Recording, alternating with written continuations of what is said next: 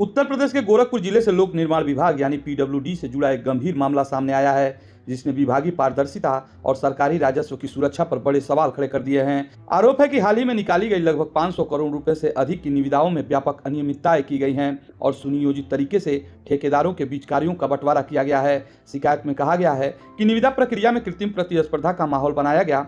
कई फर्मों ने नाम बदलकर पंजीकरण कराया और एक ही समूह से जुड़े लोगों ने अलग अलग नामों से टेंडर दाखिल किए। इससे वास्तविक प्रतिस्पर्धा प्रभावित हुई और अन्य ठेकेदारों को भ्रमित कर प्रक्रिया को प्रभावित करने का प्रयास किया गया। बताया जा रहा है कि कई निविदाओं को 20 लाख से लेकर 1 करोड़ रुपए तक की छोटी छोटी राशियों में विभाजित किया गया। आरोप है कि इस विभाजन का उद्देश्य सीमित दायरे में मनचाहे ठेकेदारों को लाभ पहुंचाना था। इतना ही नहीं, जिन निविदाओं में वास्तविक प्रतिस्पर्धा देखने को मिली उन्हें भी आपसी मिलीभगत से बांट दिया गया और दरों को 5 से 10% तक कम दिखाकर आवंटन किया गया। शिकायतकर्ताओं का दावा है कि इस पूरी प्रक्रिया के चलते सरकारी राजस्व को भी भारी नुकसान हुआ है। कम दरों पर निविदाएं लोड कराए जाने और फर्जी दस्तावेजों के उपयोग के आरोपों ने विभागीय कार्यप्रणाली पर गंभीर प्रश्न चिन्ह लगा दिए हैं। यदि इन आरोपों में सच्चाई पाई जाती है तो यह न केवल वित्तीय अनियमितता का मामला होगा बल्कि प्रशासनिक जवाबदेही पर भी बड़ा सवाल खड़ा करेगा। सूत्रों के अनुसार ठेकेदारों के बीच इस मुद्दे को लेकर गहरा आक्रोश व्याप्त है। उनका कहना है कि निष्पक्ष प्रतिस्पर्धा के अभाव में योग्य ठेकेदारों को अवसर नहीं मिल पा रहा, जिससे विभागीय कार्यों की गुणवत्ता पर भी प्रभाव पड़ सकता है। स्थिति को लेकर असंतोष बढ़ने की बात भी सामने आ रही है। शिकायत में यह भी मांग की गई है कि पिछले 4 से 5 वर्षों में जारी सभी निविदाओं की जांच कराई जाए।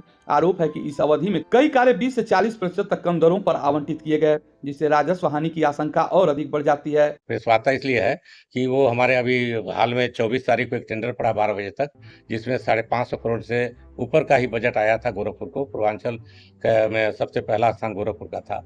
वो बजट में 550 करोड़ के टेंडर को इतना ज़्यादा लोगों ने दिग्भ्रमित करके ठेकेदारों का डोंगल जो है जमा कर लिए लोग, और हमको भी गुड फेथ में ले लिए और बोले कि इसको बांट लिया जाएगा, काम को सबको विभागीय दर पर मिल जाएगा। तो विभागीय दर पर मिलेगा तो भाई ठेकेदार 2 पैसा घर ले जाएगा, और इंजीनियरों का भी भाई जो भी उनका जो होता है वो मेहनत करते हैं, क्वालिटी लेते हैं, तमाम अपने बाल बच्चों को छोड़ के साइड पर रहते हैं। कुछ हो जाएगा तो उनका इंश्योरेंस थोड़ी ना है, तो खैर तो मतलब उनका भी नौकरी बचेगी। तो हमने कहा चलो ये तो अच्छी बात है, लेकिन इसके पहले विगत कई सालों से कभी टेंडर बंटवारा नहीं हुआ था। सारे विभागीय दर से 40%, 45%, कम से कम होता था तो 40% से बिलो सारे इतिहास है, रिकॉर्ड है। चाहे पीडब्ल्यूडी के किसी खंड में जाइए, तो प्रांतीय खंड हो, निर्माण खंड हो, निर्माण खंड भवन हो, निर्माण खंड 2 हो, निर्माण खंड 3 हो, अधीक्षण अभियंता हो, अधीक्षण अभियंता सबके हेड होते हैं। तो उसमें इतना धांधली किए लोग कि सबको डार्क में रख करके अपने चहेतों लोग को लेके डोंगर जो रख लिए, वो डोंगर जो रख लेंगे तो आप टेंडर नहीं डाल पाएंगे।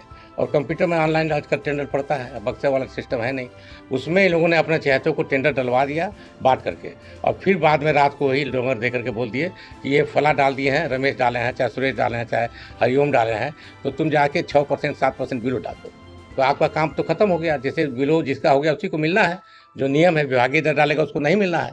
तो वो उसमें धांधली बहुत ज़्यादा हुई।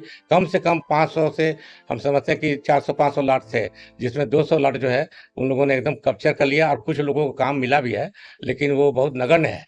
तो मैं यही मांग करता हूँ आप लोगों से, आदरणीय हमारे पत्रकार भाइयों से और हमारे प्रियजनों से, कि आप लोग कृपया इस पर जांच कराइए। इस टेंडर को किसी भी हालत में बर्खास्त किया जाए, निलंबित किया जाए, और हो सके तो जो दोषी है उसको सजा देने का प्रावधान। बताना चाहता हूँ साथियों कि ये जो एक संगठित गिरोह है गोरखपुर का, इस प्रकार का कार्य विगत सपा बसपा गवर्नमेंट में भी टेंडर मैनेजरिंग का काम किया जाता था। उसमें गैंगवार हुआ करता था। जब टेंडर लोगों ले लिया गया और सभी लोगों को नहीं बांटा गया, 400 लोगों ने इसमें भाग किया, लेकिन उसमें केवल 150-200 लोग ही टेंडर डाल पाए। सभी लोगों के जो डोंगल थे वो एक बक्से में रख दिया गया, आज तक पता नहीं चला वो कहाँ रखा गया है। ये सब कार्य पीडब्ल्यूडी के डाक बंगले के अंदर हुआ है। उसके सीसी कैमरे निकलवा लिया जाए, दीवार निकलवा लिया जाए, पता चल जाएगा कौन कौन लोग हैं। और ऐसी घटनाएं जो बसपा सपा गवर्नमेंट में गैंगवार हुई थी, हमको लगता है उससे वंचित नहीं रहेगा। यदि यह पैटर्न प्रमाणित होता है तो यह संगठित स्तर पर की गई वित्तीय अनियमितताओं का संकेत हो सकता है। मुख्यमंत्री से अनुरोध किया गया है कि इस मामले में एक स्वतंत्र जांच एजेंसी गठित की जाए ताकि पूरी प्रक्रिया का निष्पक्ष और पारदर्शी जांच हो सके। साथ ही दोषियों के विरुद्ध सख्त अनुशासनात्मक कार्रवाई और राजस्व हानि की भरपाई सुनिश्चित करने की भी मांग उठाई गई है। अब देखना यह होगा कि शासन स्तर पर इस गंभीर शिकायत किस प्रकार से संज्ञान में लिया जाता है और क्या वास्तव में एक स्वतंत्र जांच के माध्यम से सच्चाई सामने आ पाती है या नहीं।